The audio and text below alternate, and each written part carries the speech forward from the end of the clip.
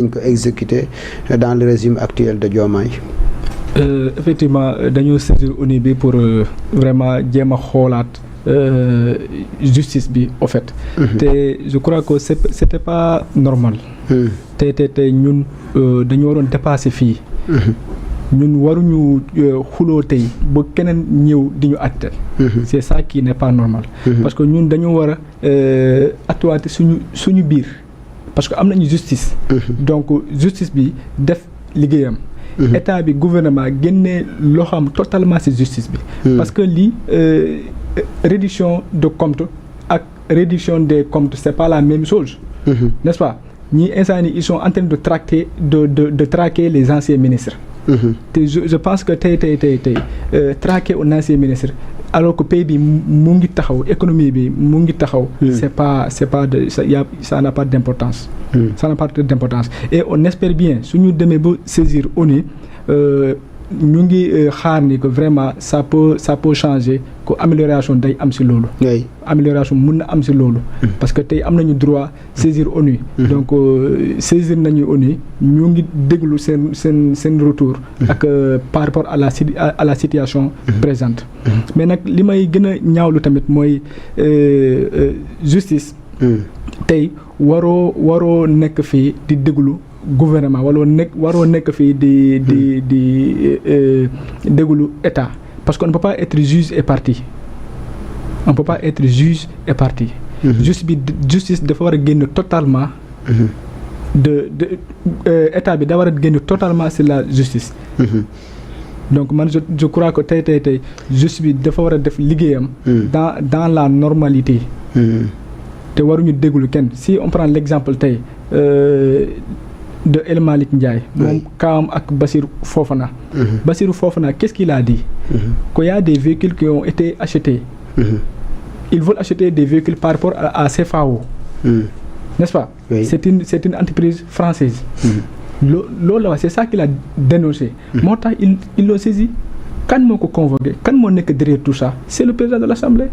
C'est lui qui est derrière tout ça alors que loolu warul si vraiment il a diffamé il n'a pas dit les choses telles qu'elles sont. Ils n'ont qu'à nous donner la vérité. la vraie version. mais yow tu ne peux pas dire que non kii waxul dëgg alors que yow indiwoo firnde bi. su fekkente ne yow wax nga Bassirou Fofana aujourd'hui il n'a pas raison. ce qu'il dit c'est de la diffamation. je pense que da nga war a indi ay firnde tamit. que lii moo am. jënduñu CFAO fii la ñu jënd nga indi ay éclaircissement ci loolu. mais waruñu jàpp nit ñi rek nii rek di leen buntu xatal. alors que c'est pas du tout normal. vraiment on doit dépasser cela. mais est-ce que aussi mën nañ jàpp que ne dossiers yi nga xamante ni ñoo nekk yëpp ci loxoy état lépp wàllum politique moom moo laxas ci biir vu que reddition des comptes aussi dafa nekk loo xamante ni. si suñuy sart la nekk est-ce que tamit foofu aussi duñ fa xaw a def attention vu que même les anciens ministres la waxaguñ fenn foo xamante ni xëy na ñoom ñoo def wala defuñ parce que ils ont toujours présumé d'innocence ndax loolu itam waruñoo def ab taxaw seetlu foofu noonu. ñu jàpp tey yëpp man je peux dire que c'est des prisonniers politiques. Ah bon? Ah oui c'est des prisonniers politiques parce que tey tu ne peux pas prendre une personne nga jàpp ko kooku indi ay preuve am nga ne ko noonu mënul nekk. est-ce que trop tard par rapport ak wàllu woowu noonu. c'est-à-dire. très tôt pardon par rapport ak maanaam xam que ne ñun ñoo def wala defuñu ak aussi jàpp que ne les libertés ont été bafouées. non les libertés ont été bafouées on prend le cas de Abdou Nguer. yow nee nañu moom moo créé compte Facebook. le gars qui a créé le compte il est venu en disant que non du moom en personne moo créé compte bi. mais n'empêche que ñu jàpp Abdou Nguer. n'empêche et pourquoi pour quelle raison ils n'ont pas ce droit là amuñu droit boobu pour quelle raison. donc c'est des prisonniers politiques qu'on le dise ou pas mais c'est des prisonniers politiques. et ñoom je crois que tey dañoo waroon dellu vraiment ci seen famille. parce que du yoon du dëgg du yoon tey on nous annonce du jour au lendemain que Farba Ngom son état de santé ce n'est pas constant donc il faut ñuy ñaan yàlla que dara du leen jot ñoom ñëpp foofu noonu ci kaso bi. parce que si quelque chose les arrive dans la prison les seuls responsables c'est le gouvernement actuel c'est Pastef c'est Ousmane Sonko c'est Bassirou Diomaye Faye. c'est les seuls responsables c'est eux. Ouais. Par rapport ak seen détention. li ñu leen jot am rek instant yi si kaso bi. lu leen dar rek instant yi parce que on nous annonce comme je l'ai dit. que Farba Ngom yaa son état de santé stable dafa nekk loo xam ne. stable c'est critique c'est critique. c'est ça donc nag ñun ñu ngi ñaan yàlla.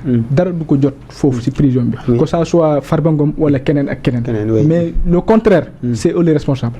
lu leen daal c'est eux les responsables. merci beaucoup Malal par rapport ak la saisine de l'Alliance pour la République fële sa organisation des Nations Unies pour que seen demande de liberté provisoire yooyu nga xam ne dañ leen ko bañal pour ñu mën ko xëy nangu ndax jàpp nga ne jot c'est le bon moment pour le faire par rapport ak loolu noonu est-ce que loolu aussi dafay wone encore une fois que ñi fi nekk dañu manque espoir par rapport ak le fonctionnement de la justice fii Sénégal. waaw saisine boobu noonu bu ñu ñëwee ci wàllum yoon ci wàllum droit ñoom lu possible la. mais il faut pas oublier que du amuñu pour ONU àtte leen parce que ONU amul vocation pour àtte affaire interne yu am dans les pays. mais c'est juste peut-être une dénonciation bu ñuy def. au niveau des Nations Unies pour wane ne xëy na au Sénégal. les droits de liberté ci anam bii lañ koy exercer. mais c'est pas pour autant un moyen pour ONU wax quoi que ce soit à la justice. jox koy injonction ou bien des ordres. non du demee noonu en fait. parce que y a quand même la souveraineté des États. des États oui. yu wane ni tey jii nii ku ci nekk mooy xool ni muy doxalee justice am. surtout aussi wàllum liberté provisoire aussi. c'est pas une compétence liée. ça veut dire que nekkul loo xamante ne dañ koy saisir justice rek. mu may la ko. parce que tey au-delà des Farba et tout bien que ñoom peut-être. ils présentent des dossiers médicaux. mais am na yeneen sénégalais yu nekk ci kaso gi yoo xamante ne. des fois ils parviennent même pas à avoir une bonne mobilité. donc je connais des gens am na ku ma xamoon ku décédé ci kaso bi en 2023 si je m'abuse 2024. mais moom ci kaso gi la feebaree. kaso gi la dammee ci biir kaso bi. ci situation boobu la nekk ba nu mu ci décédé. tey des fois damay dëggante génn ñu yoo xamante ne. dañuy am ay feebar yoo xamante ne ñëpp xam nañ c'est pas compatible avec le milieu carcéral. mais malheureusement peut-être ñu ngi def yëpp jéego pour génn. mais malheureusement yoon mayu leen ko. donc pour man loolu. wàllum yoon la. et bu ñu xoolee aussi ñoom les circonstances auxquelles ils ont été arrêtés. c'est dans le cadre de la reddition des comptes. mën na am diverses appréciations mais c'est la reddition des comptes en fait. loolu ñun ñoo ko nangu suñu charte ndeyu réew comme suñu constitution ci préambule bi mu bokk ci déclaration des droits de l'homme bu 749. ñu ñëw adopté ko boole ko suñu constitution. ñu wane ni ñun dañoo dàkk ni dañoo gëm bonne gouvernance dañoo gëm transparence. donc bu amee ay rapports yoo xamante ne ils ont été sortis bien avant même ce régime. mu épinglé ay nit. bu ñu ñëwee justice accéder ci rapport yooyu doon pour man. mën nañu lu dul bàyyi justice def liggéey bi. doxal maintenant si biir liggéey boobu aussi on ne va pas croiser les bras. mën nañ am cette veille qu'on a toujours eu sur le fonctionnement de la justice. xool yi ndax li muy dox mu ngi koy doxal. ndax amul benn quelconque 2 poids 2 mesures. wala amul benn instrumentalisation. donc c'est à partir de ce moment ñun mën nañ prononcé pour dire que oui, dans tel cas, la justice a été instrumentalisée pour telle ou telle chose. Mais jusque-là, pour moi, ils ont été du régime passé, des ministres, mais autre chose. Ils font, comment dirais-je, dañuy joxe caution ñu bàyyi leen. ñuy takkal leen bracelet wala ñii ñu bàyyi leen sous liberté conditionnelle ñu dem. donc loolu gis nañ ko en fait. donc tey jii pour man demander une liberté provisoire. tu dois pas t'attendre à l'avoir quand même obligatoirement.